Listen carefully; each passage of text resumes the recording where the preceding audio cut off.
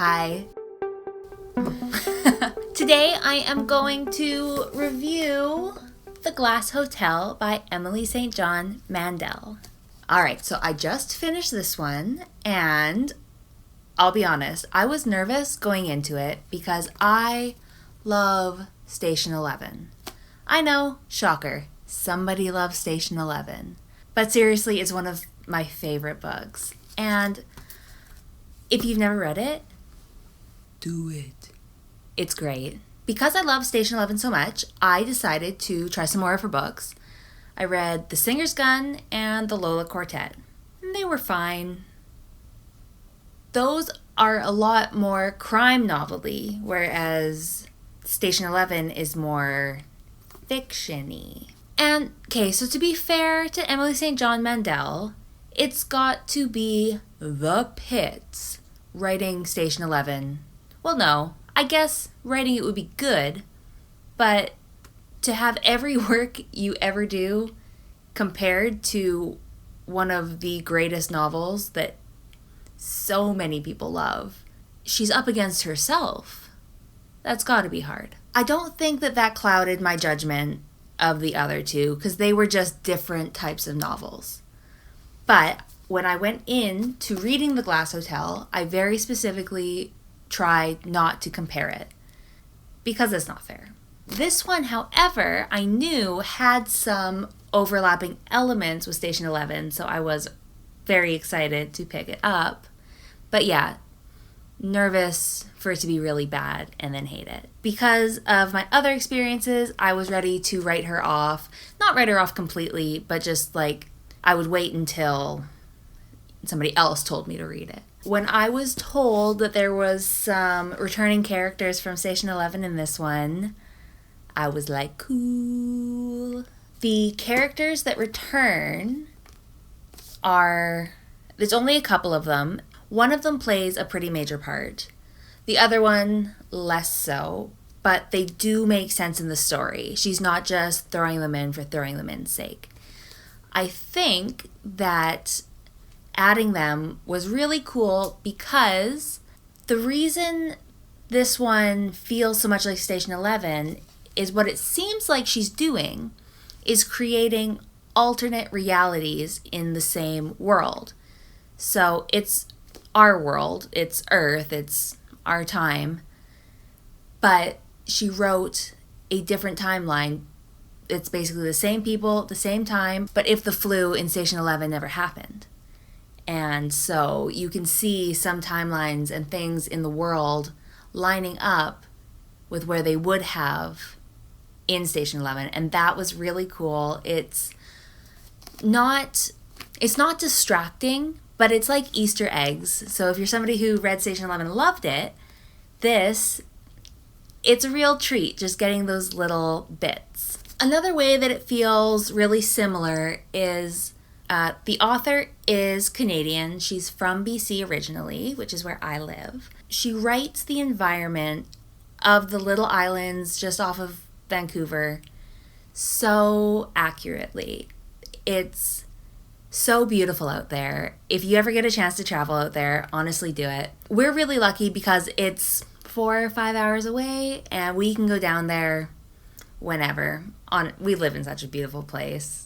Brag. So, little aside, my husband and I, our honeymoon, we had on a little island called Mudge Island. We had to take 2 ferries, and then we had to park our car, and a guy came and got us on a boat, and we had to bring all of our groceries because there's nothing on the island. There's like 20 year-round residents.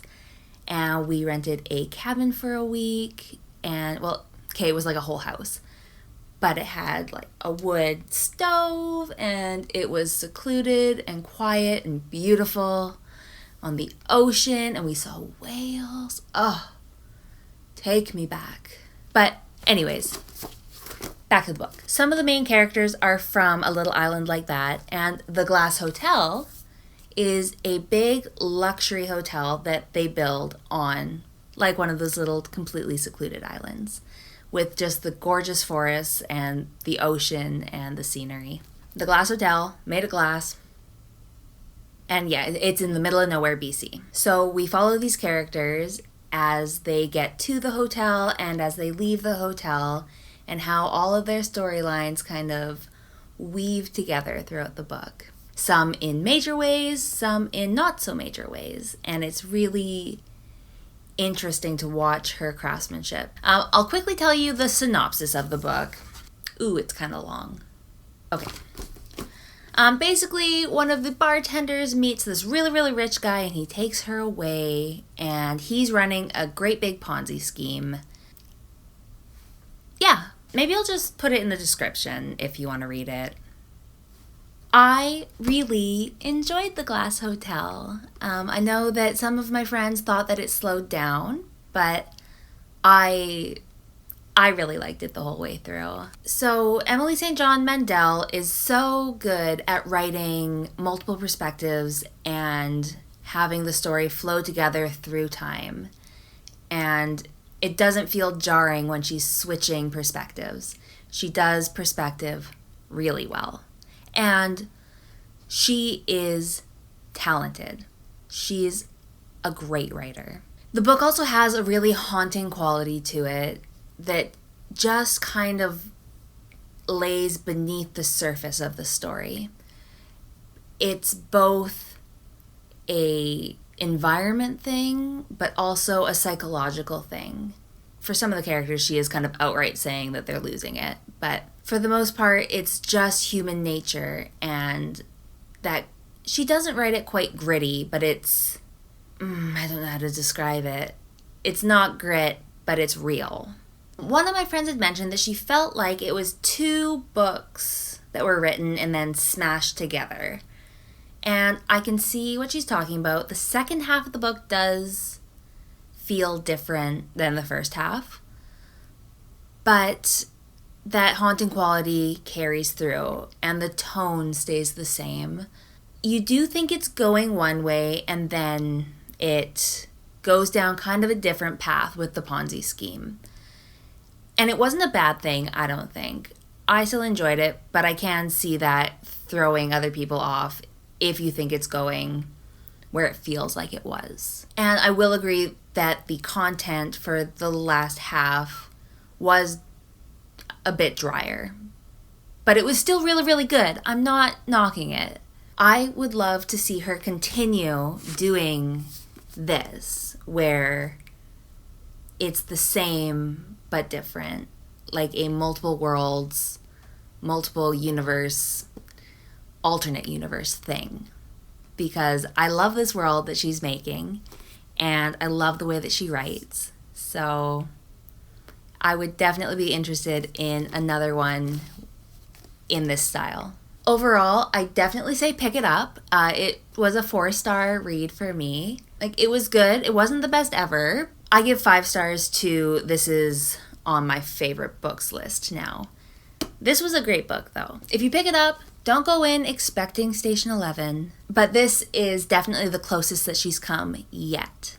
So, for The Glass Hotel, Emily St.John Mandel will be staying off of my author chopping block for now. Yeah, let me know if you have read it and what you thought. Comment down below. Let me know if you're gonna pick it up. I want to know what you think of her and her writing. She's definitely an author whose skill I respect. That's it, guys. Thank you for watching. Like the video, subscribe, and ring the bell. Feel free to share. It really helps me out. And I will see you on Wednesday.